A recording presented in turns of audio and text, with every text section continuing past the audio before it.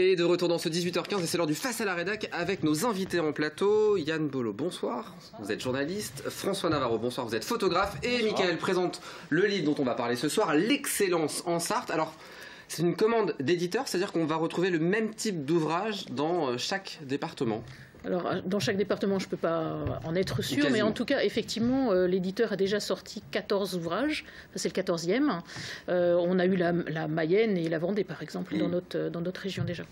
C'est un ouvrage sur les entreprises, un beau livre sur les entreprises. Ça, en général, c'est dédié à l'art, les beaux livres.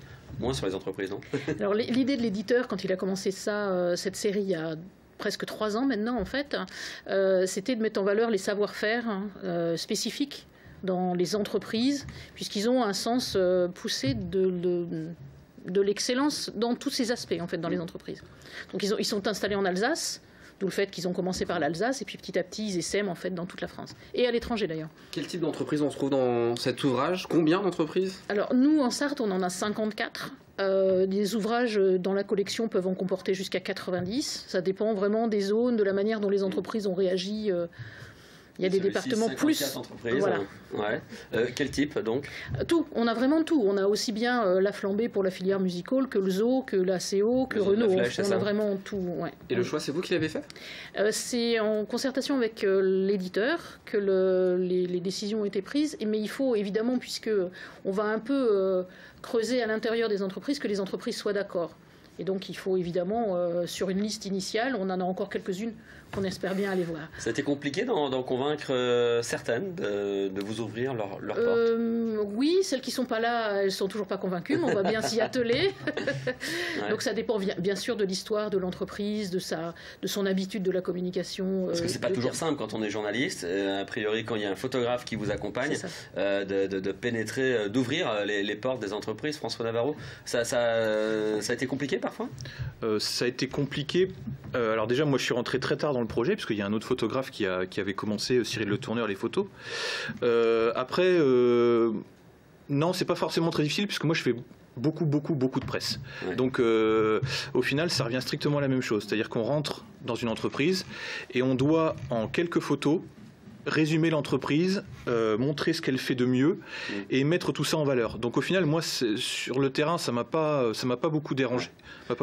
Alors quand vous dites que vous faites de la presse, c'est-à-dire que vous avez tendance à filmer des choses qui se passent. Et une entreprise, quand on est à l'extérieur, on observe, on a du mal à savoir qu'est-ce qui fait la quintessence d'une entreprise, qu'est-ce qui fait une photo d'entreprise en fait. C'est comme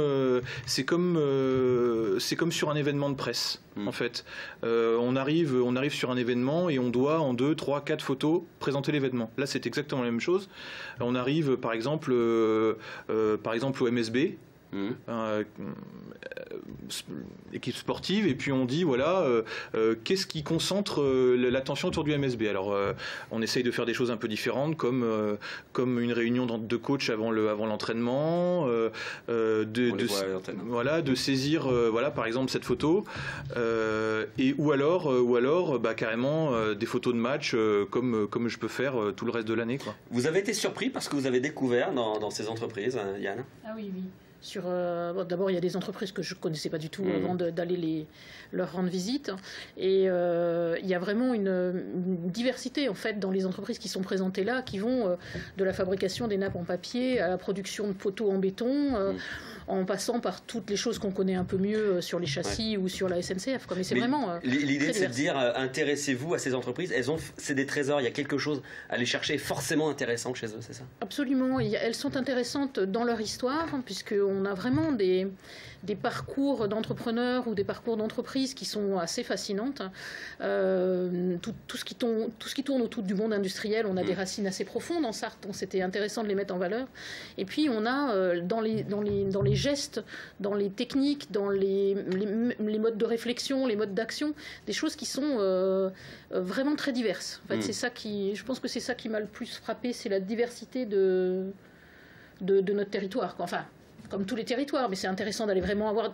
Et puis là, on a eu le temps de creuser, parce que 6 pages sur une entreprise, on n'a jamais ça dans la presse. On est toujours un peu bridé en longueur. Donc là, on a 6 pages, 15 photos, c'est quand même... Et justement, c'était un travail de journaliste que vous avez fait, ou c'est de la promotion que vous avez fait de ces entreprises? Ah, c'est une bonne question. Je pense que... On n'est pas payé par les moines, donc...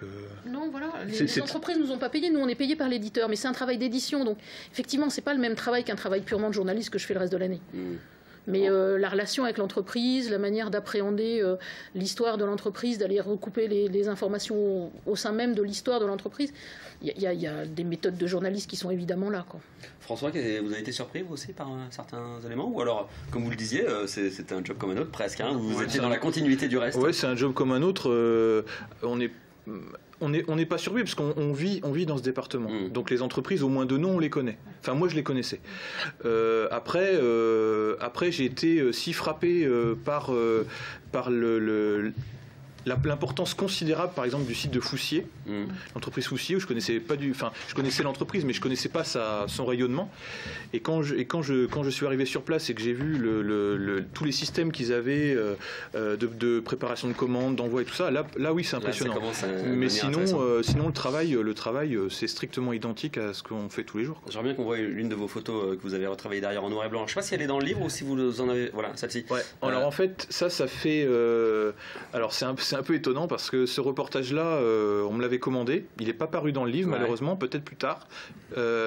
Mais j'aime particulièrement cette photo parce que j'ai réussi je sais pas si vous voyez bien, mais on voit l'œil du technicien de laboratoire qui est au milieu, qui est perdu dans les tuyaux. Et ça, je trouve que on voit tout ce qui compose son poste de travail, mais on voit également son œil qui me regarde. Et oui, j'aime bien particulièrement ce genre de photo. Ouais. Donc pas dans l'ouvrage, mais peut-être dans un prochain. Parlons de l'avenir. C'est un one shot. Vous l'avez dit vous-même. Hein, il y a des entreprises qui ne sont pas. Il y en a 54. Il y a encore beaucoup de travail à faire derrière. Est-ce que vous aurez la possibilité de faire ce travail? Est-ce qu'il y a un deuxième tome qui est attendu? Justement, on en a discuté vendredi avec l'éditeur, on est en train de monter la suite, en fait, le projet. Donc, on espère bien continuer, oui, évidemment, parce qu'il y a plein de choses qu'on a envie d'aller voir, quoi. Et on le trouve où, du coup, cet ouvrage, si on a envie de l'acquérir? Alors, pour l'instant, il est uniquement en commercialisation sur le site de l'éditeur. On va rappeler le nom, édition du Cygne. Les éditions du Cygne, donc sur leur site internet, vous avez la collection complète, dont la Sarthe. On rappelle l'excellence en Sarthe, évidemment, à se procurer pour découvrir tout le vivier économique de notre cher territoire sartois. Merci à vous d'avoir été nos invités du Face à la Rédac. Et c'est la fin.